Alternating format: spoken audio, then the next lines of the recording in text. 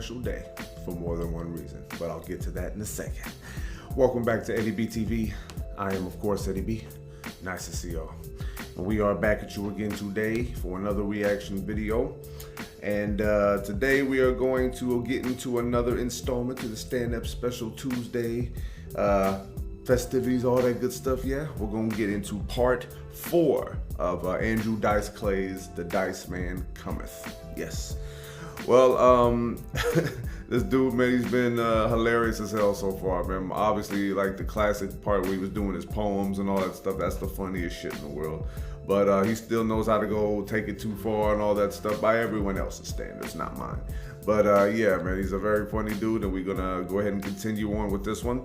And also, I'm wearing my Mariners fitted today because I'm going to a game tonight. Yes, one of my days off from work, man, and I finally get to enjoy going to a game. I've been missing a lot of games because my shift hours, conflict with the baseball times, and that's been breaking my heart lately. But yeah, get to go to a game. You know what I'm saying? Get to go to one. But yeah, man, we got this one to get to today. And we're gonna go ahead and get to it. So let's go ahead and nix all the talking. Andrew Dice Clay with The Diceman Cometh, part 4 of this stand-up comedy special. And if you like this reaction, please hit on the like button for me one time. Subscribe to the channel, ring that bell, and leave a nice comment for your boy. Destructive critiques, leave a nice suggestion or request, and throw a couple zingers at your boy. Friendly dialogue, no drama here. All right, you guys know what the deal is. So yeah, man, got a little bit of a headache early in the morning when I woke up, man, but hopefully it'll calm down throughout the rest of the day because I want to be able to enjoy myself tonight and enjoy myself right here. So yes, let's go ahead and get to it and stop all the yakking because that's apparently what I do too much of, right? Andrew Dice Clay with The Diceman Cometh, part 4 of this comedy special right here on Eddie B TV. Stand-Up Special Tuesday, back at it again. Let's have some more fun.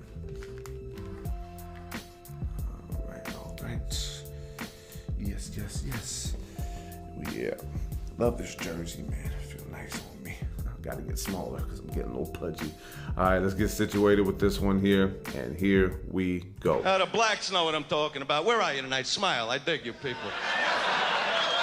What? Just throw it up here. Let me show him, huh? Oh, hell no. There he is. What a fucking guy. This guy got to go for a fitting just to wear a condom. Let me tell you something. Think of the Japanese, huh? Put a piece of gum on it. Oh. And now condoms Ouch. are coming out in colors. That's real important. Think the last thing a girl wants to see in the dark is a big lime green dick coming at her. Yeah, say hello to E.T., honey. He's coming home. Yeah. Oh, man, this dude. It's a fucking horror show, isn't it? You probably thought this would be like a nice night out for you and your girl. And you go home fucking terrorized. She walks out with her jacket over her head. Why'd he call me that? This is wholesome humor, pal. Want a cigarette? Smoke? No, huh? You're one of them, aren't you? I love to smoke. I've been smoking 15 years. My lung feels great. My lung. It's a beautiful thing. I jog 5 miles a day and smoke. I smoke when I'm banging a chick. Sometimes they get pissed off. The ashtray slips off their ass now and then. You give them a little sin. That's it, honey. Shake that fucking thing. You want me to call again? But wherever you go, it's unbelievable. Even when you're flying, they break up smoking and non-smoking. Kind of fucking idiots are they?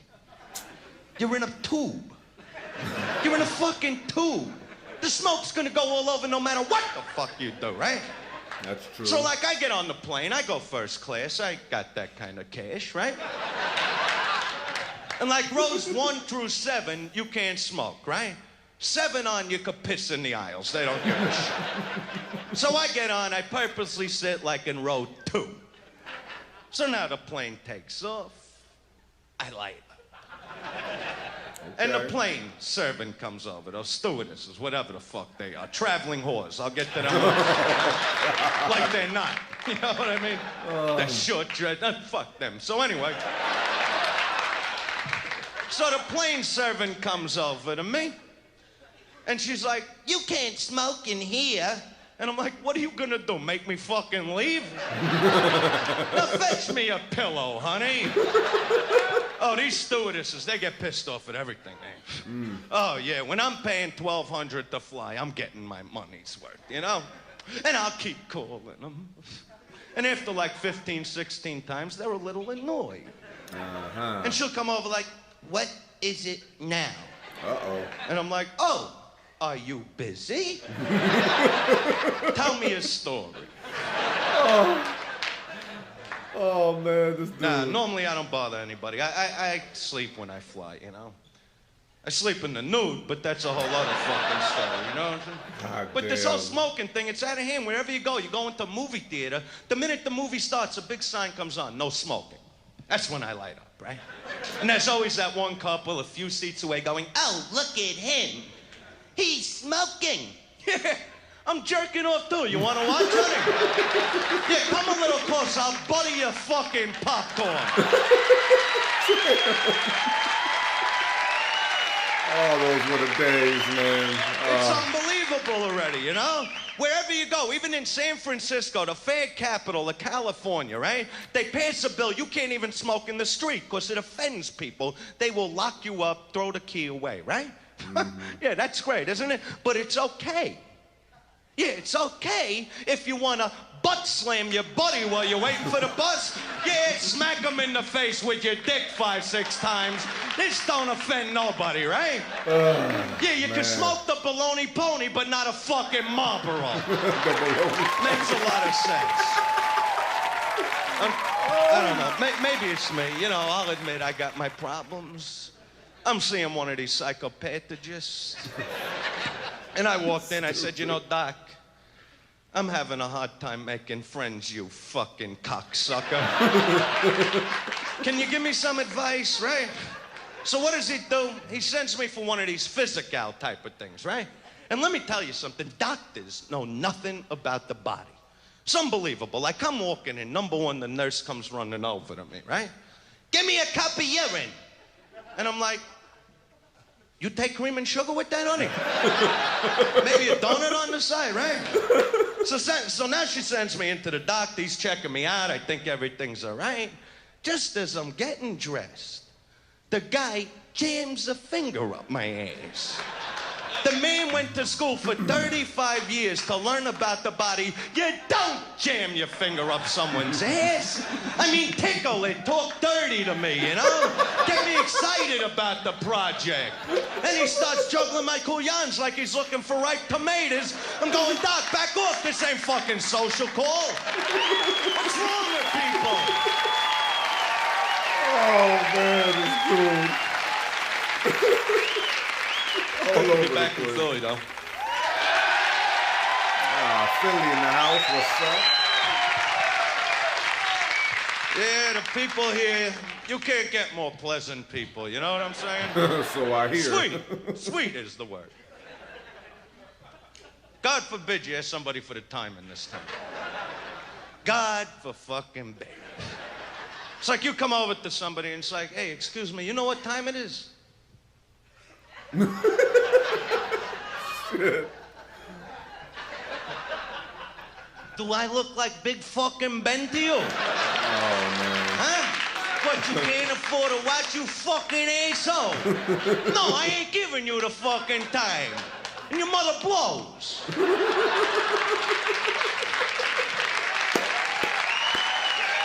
Oh, shit.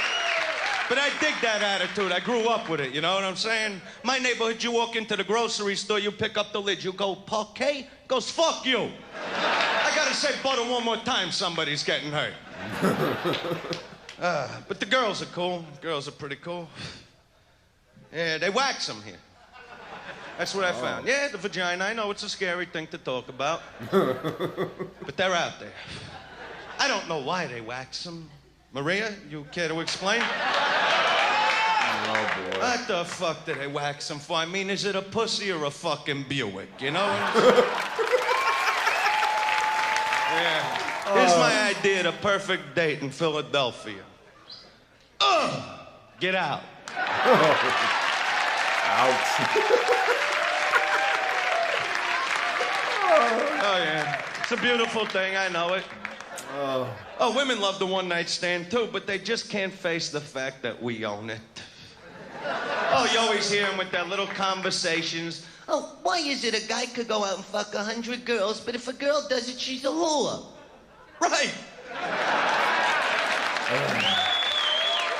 I'll tell you why. Because guys have no guilt. Oh, it's a beautiful thing. I mean, don't get me wrong, women try. They try, they leave the house, they got the fuck me pumps on. Fishnet stockings, little short dresses, they plaster the makeup on, they tease their hair up to the moon, and they have that attitude like, hey, somebody's gonna treat me like the pig that I am. But the minute it's all over, they get guilty about it. It's unbelievable. It's like these chicks you meet in a bar like 9 o'clock at night. By midnight, you're banging, sucking, fucking. You're doing shit to them you wouldn't do to a farm animal, right? And come the morning, they're like, you know, I only needed to be held. You got the bonus plan, honey.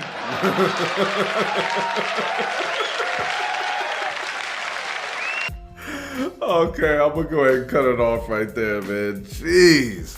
It just never quits with Dice, man. He's all over the place with his. Man. You know, one of the things about living in today's times is that, you know, people like talk about the old days as if there was like so much horrific stuff going on, which in some part there was, you know, but then again, it's like after all that time, you got weaker. You know what I mean? You know, the past is supposed to make you stronger, not weaker. But, you know, that's a whole different conversation right there. All right, y'all. That is Andrew Dice Clay with The Diceman Cometh Part 4 of this comedy special. Well, he started off a little bit rocky, telling the black dude to smile. Oh, man. You know something, man? One thing that I have never agreed with, I don't agree with any race or any group of people being off limits when it comes to jokes, man, and that includes black people too, man. Some black people get in their feelings and don't realize that there is such thing as cracking jokes and they can be all in good fun, but you know, it is what it is, man. I grew up like that, man. It's just like when people give you shit all the time when you're young, it's supposed to make you stronger for the future. It's not supposed to make you just go, oh, well, now the times have changed, so now I get to act like a wuss and tell people that, hey, don't say that, that's offensive. I'm like, nah, man. I'm a lot more equipped to handle that now, you know, and I think that goes for all different kinds of people. But hey, some people will agree, a lot of others will disagree, especially in this time. You know, you can be canceled. Canceled? Really? That's your big weapon against me, huh? Well, you're gonna be disappointed because I got a lot more fucked up shit to say than that, you know, but this is one example. Flying. Well, he's talking about smoking mixed with flying. Now, I'll talk about smoking first. I used to smoke. I don't smoke anymore because I just knew for me I had to stop. You know what I mean? It was getting pretty bad. You know, it was weighing me down. And, you know, at some point, you know, you have to realize at some point that you got to stop, you know? If not, you know, when you're before your 40s or 50s, at least on your deathbed, you got to at least tell yourself, oh, I need to stop now before I flatline. But you know what, man, smoking is dangerous, obviously. Everyone knows that, but, you know, no one talks about all the stuff that leads people to start smoking. You know, that's its own issue, but no one ever want to talk about that. They just want to talk about all the little bougie idiots that want to be like, excuse me, would you stop smoking, okay? That offends me. Like he said, like, yeah, I used to get pissed off at that.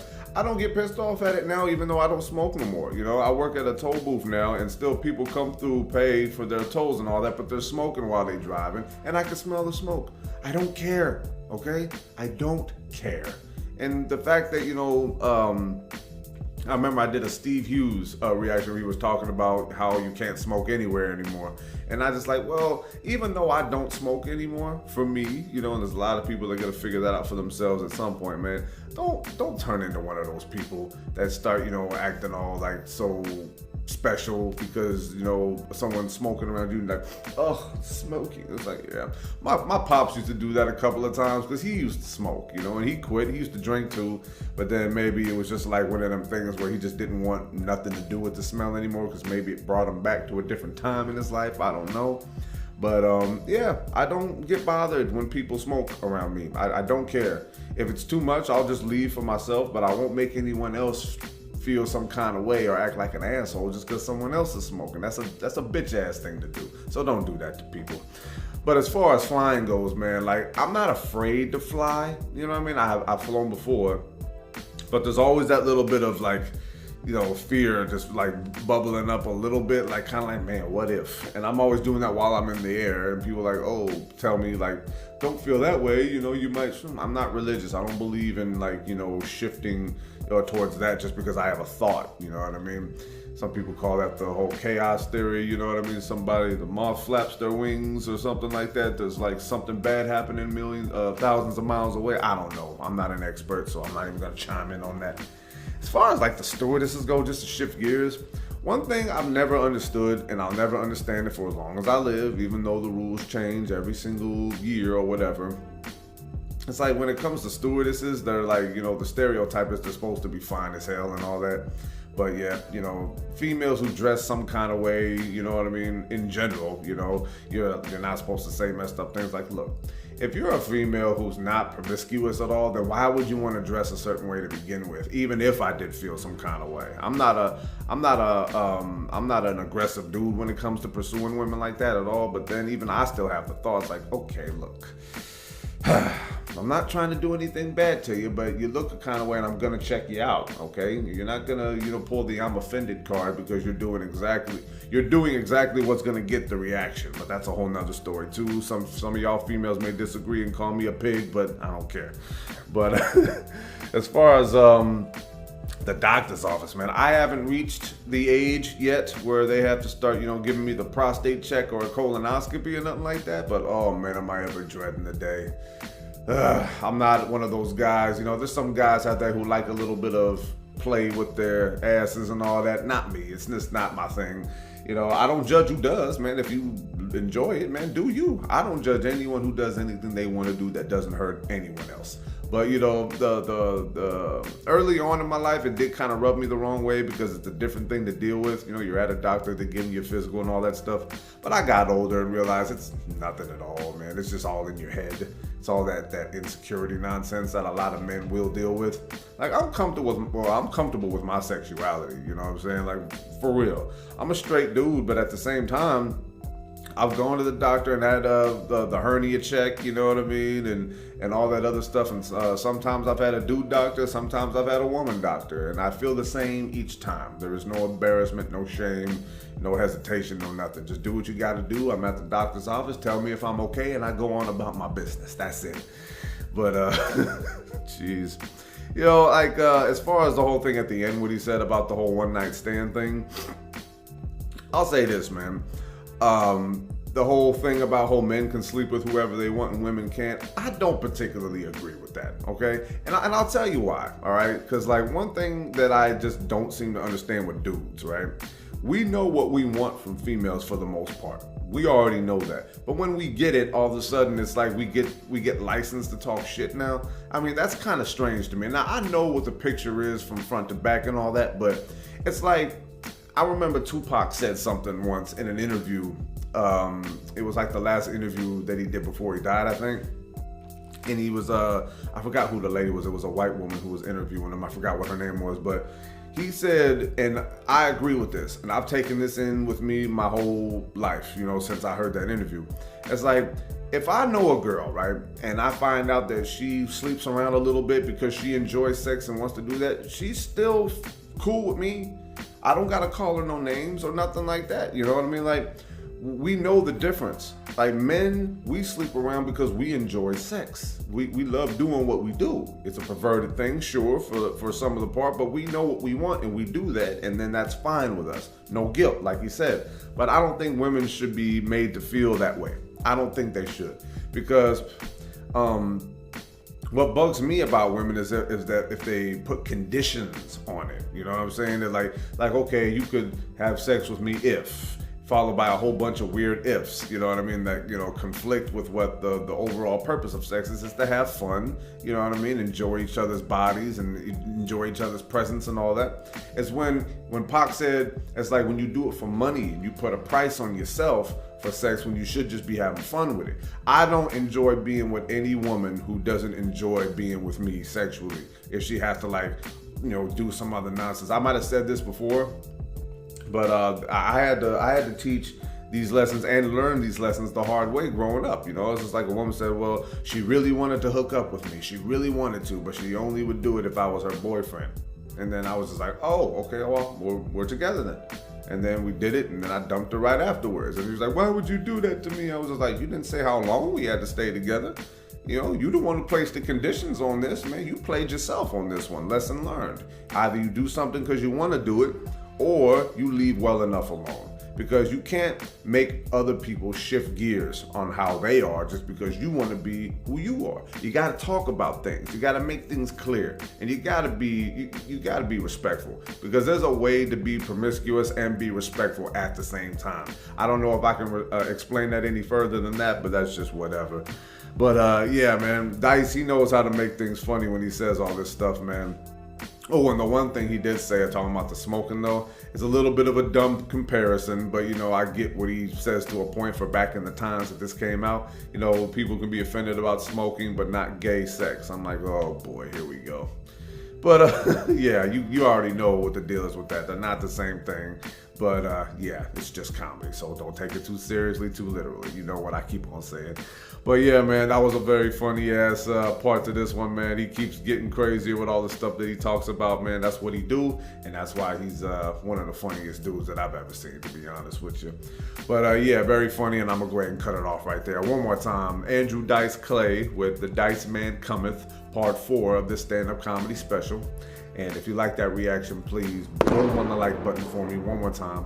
Subscribe to the channel, ring that bell, and of course, as always, leave a nice comment for your boy. Constructive critiques, leave a nice suggestion or request, and throw a couple zingers at your boy. Friendly dialogue, no drama here, and let's keep it that way, if you please. So yeah, this is going to be Eddie B TV signing off one more again here. Another funny part to stand-up special Tuesday with Andrew Dice Clay here. You know, I've gotten some comments talking about how he was banned from certain places because of how, you know, offensive his material was. Look, man, a lot of people may laugh at his stuff, that there's going to be some people who don't like it. I don't think anybody should be banned from doing anything, you know what I mean? It's just like, because you might be, you know, putting a weird reputation on your venue, you know? If wherever the places are in my life where a person who talks like me isn't welcome, okay, I don't want nothing to do with that place. You know, and I will tell everybody, hey, if you have some extra stuff to say, they're gonna ban you, because banning is just like, it's another bitch ass thing to do. It's just like, are you that scared of humanity? You know what I mean? I've always told people, the offended in the world, if you are offended by anything in this world, you failed. That's that part of you that failed as a human being, because the world is offensive. You know, the world all around us is nothing but offensive things.